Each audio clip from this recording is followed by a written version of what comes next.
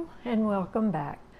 This is your retired happy friend from Mississippi, Carolyn, and I want to welcome everybody back to our channel where we talk about things that give us happiness and joy and fulfillment in life and our retirement golden years. So I hope that this finds you in your area a little bit a brighter day. It's a cloudy day in our neighborhood, and at the end I'll show you how it's raining and how the rain is flowing outside. You might not see Maisie today because it is thundering. You may hear it while I'm videoing, and Maisie is tucked up in the back corner of my closet as far away as she can get. So anyway, today we are going to put up corn. So my neighbor had the opportunity to go to a farm and pick up some fresh corn that had just been picked. So I'm going to show you how I take it, how I'm going to cook it in the microwave for 2 minutes per ear, shuck it, then cut it off the cob, then cream it, then put it in the bags to put in my freezer. This will supply me all winter with fresh cream style corn that I can use either with vegetables or I can put in my good homemade vegetable soup.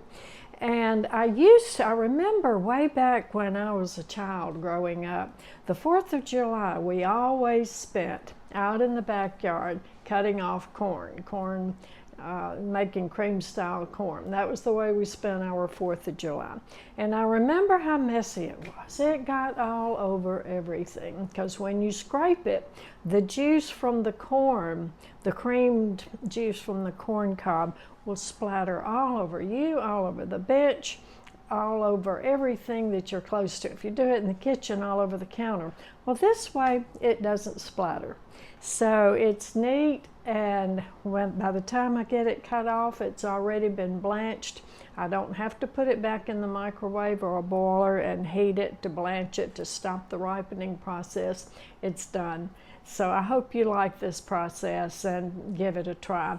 Also, when I eat my corn, just corn on the cob, and I eat it fresh, this is the way I cook it. I do not shuck it and put it in a big pot of water and boil it. I cook it just like this. I shuck it and then butter it and salt it, and it is divine. So hope you like this method of cream style corn. And then I'm going to show you the sewing project today is a little gripper. So this will be great for anybody like me who has lost some of their grip in their hands and they just don't have the grip that they used to, like my hands. So you just put it on your jar lid. So I have a jar, put it on the lid, and it helps you to get a grip on it and open the jar lid. So there you go. So all through the video, I say 7 inches. And then after I made several of them, I decided to make them 6 inches square because my roll of non-slip shelving is 12 inches wide. So I was coming up with a little strip on each side left over that I couldn't use for anything. So I decided to make it 6 inches square, and that way I get 2 in the width of my shelving and I don't have the waste. And it's plenty big. I've tried it out on my jars and it is a good size for the jar tops. So all through the video, remember 6 inches square, and I'll put it above a little text above where every time I say 7 inches or cut it 7 inches square, just remember 6 inches square. That way we don't have waste and it's usable and it makes better use of our materials. So I hope you like this. I've had several ideas about it. It's great to stick it in if you're giving somebody a jar of your homemade preserves or homemade pickles. Stick your gripper in there and say, this is to help you get a grip on things. So something cute and clever that will make their day and make a neat little happy. I also am going to show you a very short clip of my lunch today. And I made a hamburger, a fresh hamburger, on one of the buns that I made when I made my rolls this past time, because I make some of my rolls dinner roll size, and I make some of my rolls a little bit bigger, so they're good for hamburgers or any kind of bun that you need for a sandwich. So I'm going to show you that. And then I'm also going to show you another way I love to eat the pound cake that we made yesterday. I showed you that on the cream cheese pound cake. So I hope you enjoy seeing that. I slice it, put it in the microwave for about 5 seconds just to get it warm. Put a scoop of vanilla ice cream on top, and then put my Hershey's chocolate syrup on top. Here comes my Sharky robot. So if y'all hear the robot, it's coming through. And then I'm going to show you my orchid. My orchid is beautiful, and it's beginning to lose its blooms. So I want y'all to see all of the blooms on my orchid before they start to drop. And what else? My thankful for today is thankful for my robot. And right now I wish he would go back in the other room. And my remote control on my robot is on my phone, which I'm using as a camera. So I think it's going to turn the other way. So I'm thankful for the rain that we're getting right now. It's really helping everything to grow and be green. And it's helping to keep our temperatures down a little bit, but it's also making our humidity go up. So it's a trade-off. So we should be getting some sun. I think next week is going to be drier, and then the temperatures will be getting back up in the 90s, because Friday is the first day of summer. Summer is here and starting. 4th of July is just around the corner. So that's my thankful for today. I thank you all for all the comments, for all the support, the encouragement, the ideas, the suggestions that you give.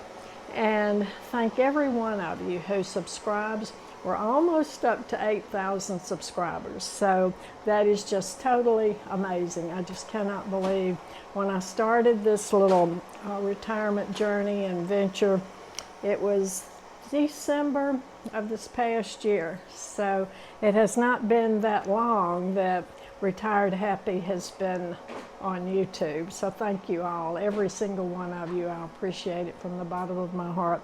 And I love hearing from all of you each time I post a video. So the good word for today is that the words that we say have a big impact on those around us.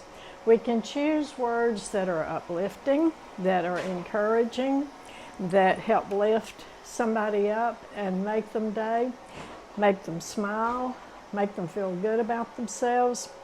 And then we can choose words that belittle and tear down and discourage others around us and those close to us. So we have to be careful, very, very careful about the words that we choose, that we use. I know so many people, and I have so many friends who have broken relationships just in their family or with their neighbors over something that was said, a misunderstanding that was really something very petty, when you think in the long range and the whole scope of everything it was not that important, but yet it broke that relationship for years and years and maybe even forever.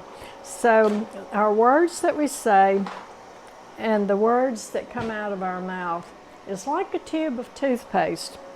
Once they're out, you can't put them back in. So it would be a good idea to have a filter on our mouth. Think before we speak, and think about how it's going to affect and make the other person feel, because it all comes back down to do unto others as you want them to do unto you. So let's get on with the cutting the corn off. Thank you so much for being here and coming back today.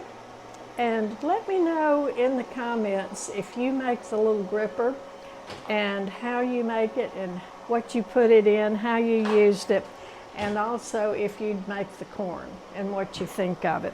And I hope you like it as much as I do. So here we go. And at the end, I'm going to show you the rain and how our little garden out back is. You know, this is the funniest thing.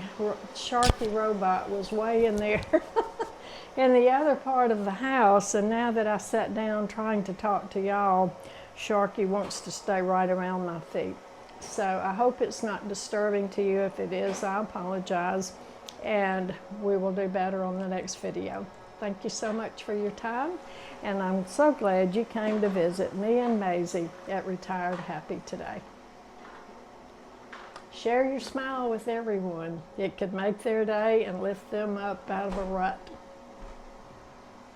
Well, it's summertime in Mississippi, and I just got 6 ears of fresh corn from a neighbor of mine. Went to a farm. She has some friends who have a farm, and this corn was just picked this morning. So I got 6 ears of it. I'm cutting it off, getting ready to put it in my freezer, so I'll have it when I get ready to make soup this winter. So the home done corn is nothing like what you get at the grocery store or canned cream style corn. So this is the way I'm going to prepare it. I have 6 beautiful, beautiful fresh picked ears of corn from the farm, fresh from the farm this morning. So this ear I have already put in the microwave. I cook it in the microwave for 2 minutes. Put it out and let it cool.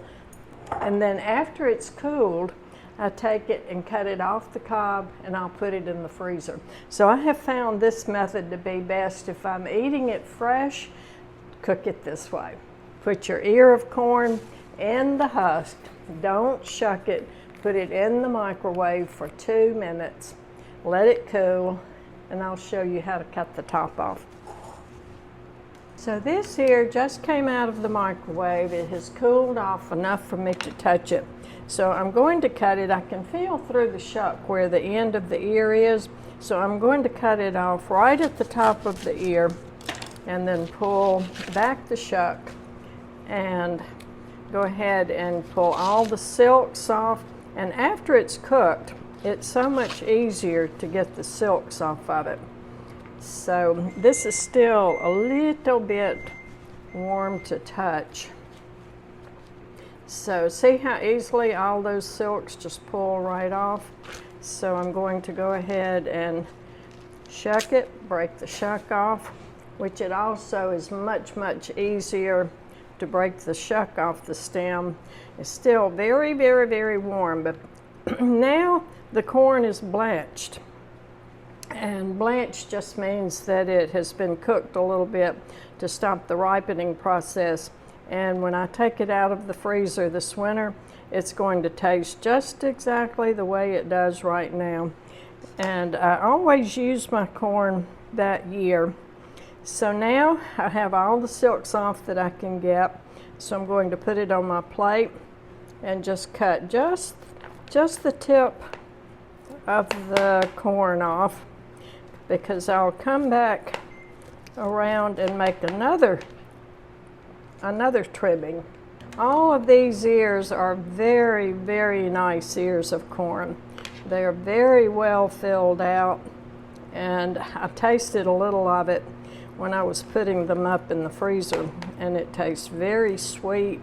Oh, there's nothing better than fresh corn on the cob or fresh cut off cream style corn in the summertime. Now pretty soon I'm going to go to the produce stand and I'm going to get some of the bags of lima beans, because they have the lima beans already shelled. They're in a bag. They are $7 for a 1.5-pound bag and $38 for a bushel of beans, which is a lot of butter beans, and I really won't need that many for just me. So anyway, I will get one of the little 1.5-pound bags. Okay, I've gone around and I've done another trimming off the corn.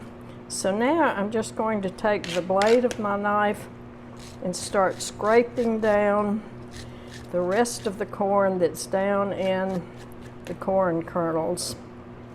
So we want to get all of that good corn goodness See how much there is still in the husk.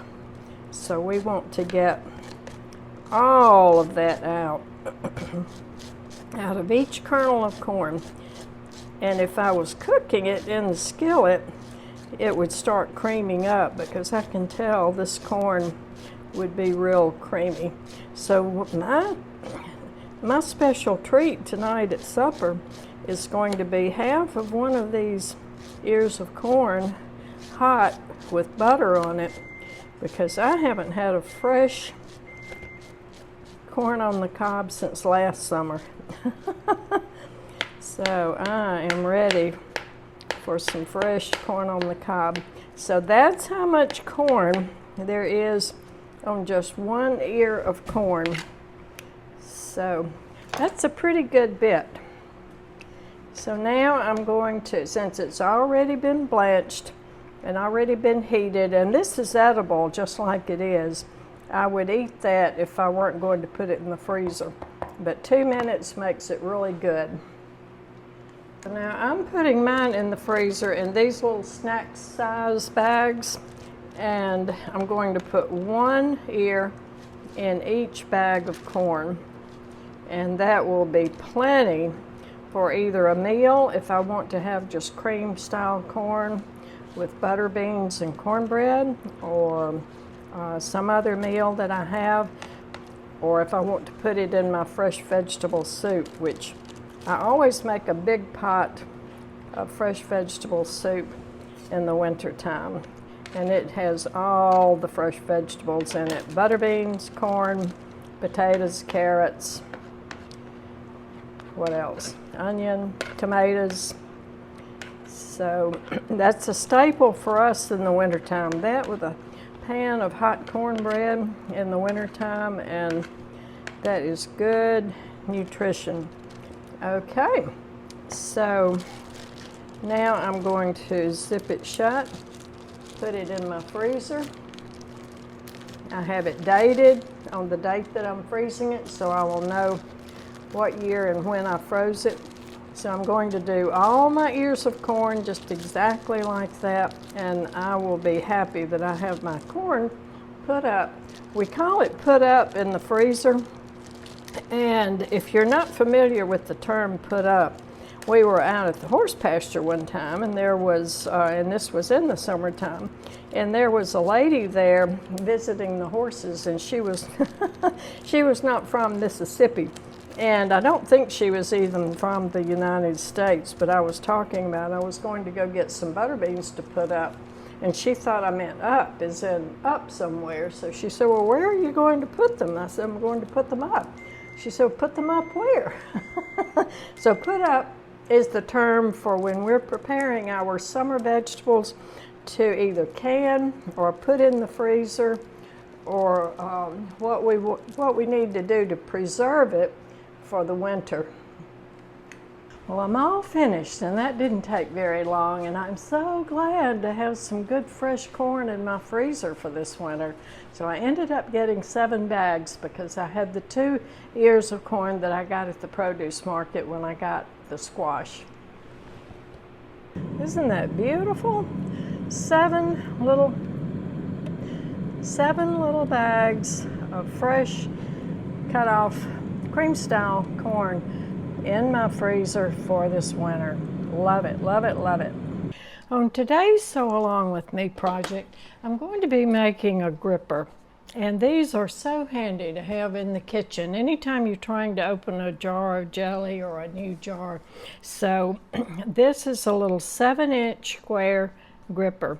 And I'm going to use for the gripping side of it, so you can get the shelf liner at Walmart or most any place that has shelving. So I'm going to measure down from the top to the bottom 7 inches, across from the side 7 inches,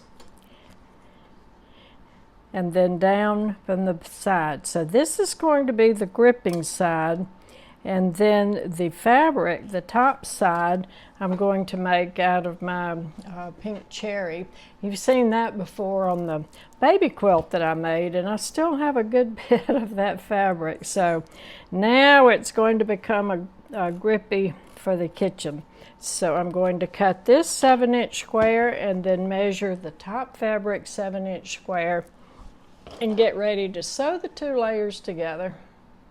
Now fortunately on my pink I already have a little section cut out, so I'm going to put my little 7-inch grippy square right on top of that and measure that so it will be the exact same size.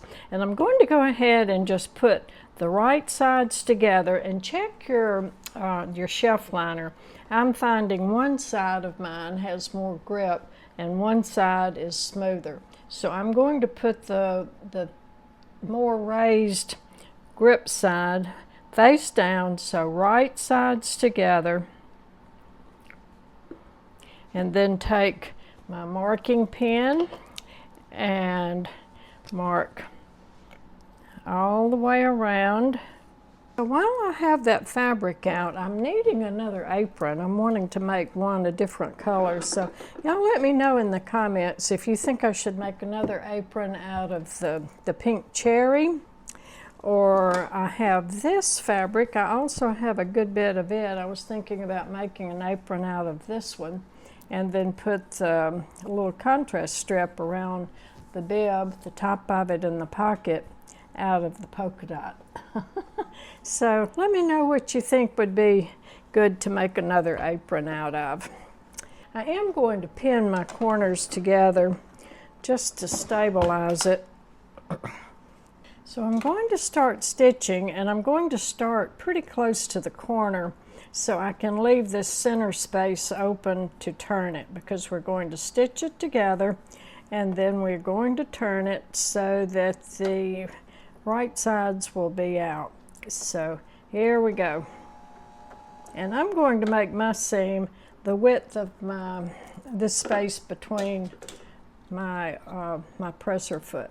So I'm going to make my seam this wide. Now you can decide how wide you want your seam, and it's going to be your project. So if you want to do it different, that is fine. So now I'm to the corner. I'm going to turn and go down this side. Go to the corner and turn.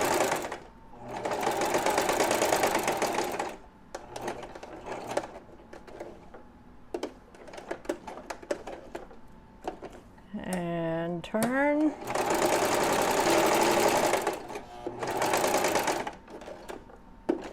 And turn. We're down to the home stretch. So this is where I started. Okay, I'm going to go right there, back tack, lift, clip my threads. So before I turn it, I am going to go ahead and clip the corners so the corners won't be quite as bulky. So let's get the pins out.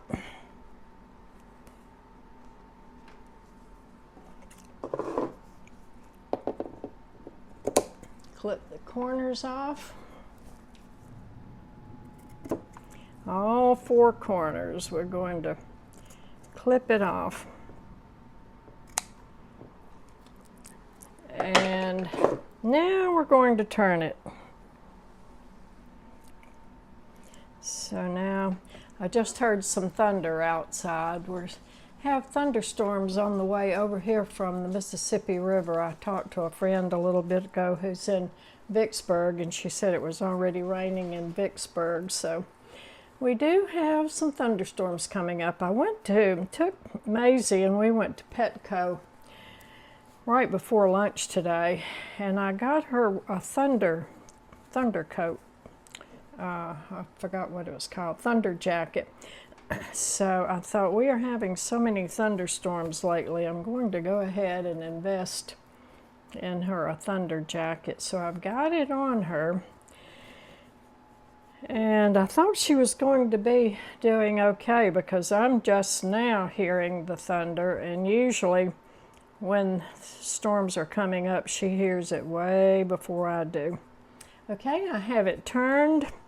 Now I'm going to take the pins and go ahead and pin the seam down. This is a really quick and easy little project, and it is so handy in the kitchen. If you are giving a gift to somebody, going to give somebody a cake that you've made or something in the kitchen, this would be good just to include in it and put a little tag on it and say, here's a grippy to help you get a handle on the matter. Or put it in there and say, get a grip, friend. Get a grip, pal. Okay. We all need to get a good grip on life, right? Right. That's just a play on words, and it would maybe depend on somebody's sense of humor on whether they thought it was funny or not. And here we go all the way around. Now I'm back to the starting corner. So now we're going to close down the opening and fold that just, y'all may can hear the thunder in a minute because it's getting pretty close. Okay, there we go. Okay, there we go. So now I have it pinned all the way around. I have the opening pinned closed right there. So now I'm going to put it back under the machine and top stitch. I'm going to start at the corner where the opening is.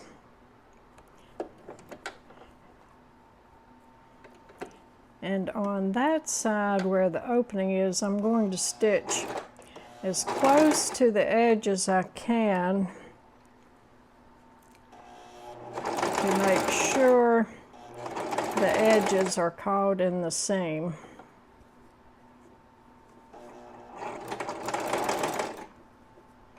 And as you might expect, the little grippy side is kind of clinging to the bottom of my sewing machine, but it's going through just fine.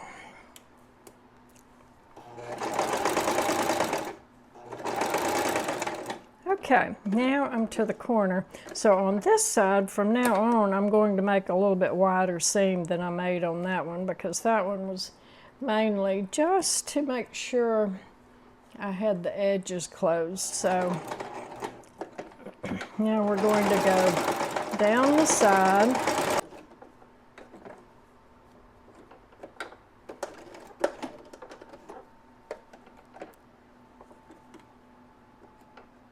Okay. This is going to be a really, really handy little gadget, because I cannot tell you how many times I have trouble opening a jar in my refrigerator, or in my pantry for that matter. If I have a new jar that has not been opened before, and I don't have anybody else in the house that I can call to open it for me, I have to figure out some way to open that jar myself. Okay. Okay, now I'm back to the corner. So now what I'm going to do is just kind of make a little design, and you can be creative, just like with your quilts. You can be creative. I'm going to stitch from one corner to the other corner. So let's see how that turns out.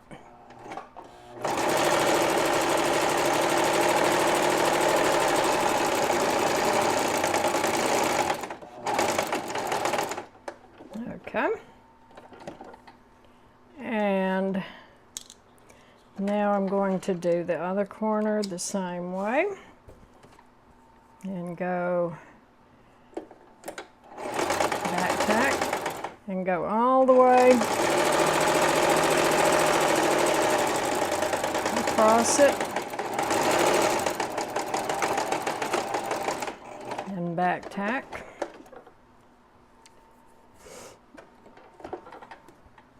So let's see how that looks. Okay, that looks good, but I think I want a little bit more on it, so let's go back and cut these extra threads off.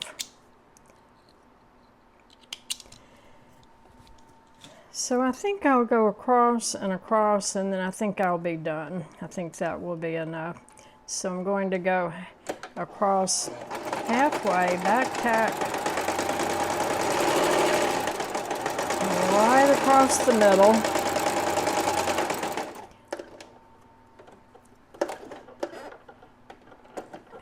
And now right across the middle going this way. And I think that's going to do it for me.